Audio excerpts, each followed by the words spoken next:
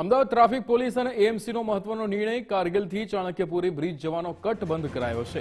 Signal પર ઊભા રહેવાની સમસ્યામાંથી છુટકારો મળશે। વાહન ચાલકોના ઈંધણ અને સમયની બચત થશે। પશ્ચિમ વિસ્તારમાં નાના મોટા 10 કટ બંધ કરવામાં આવ્યા છે।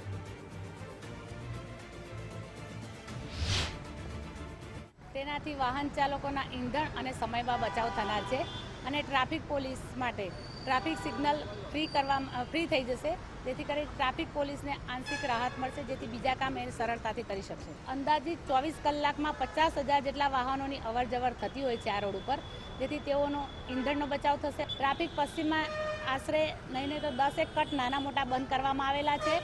એ પૈકી પેલેડિયમ, સેલા કટ, રિવરફ્રન્ટ ઉપર 2 કટ, દધીજી બ્રિજ પાસે 1 કટ અને આ કારગિલ કટ ધોરણે અમારા સીજી રોડ ઉપર પણ વિચાર છે અને અગાઉનું પ્લાનિંગ અમારું આગળ સોલા હાઈકોર્ટ પાસે પણ આ પ્રમાણે અમારું પ્લાનિંગ છે।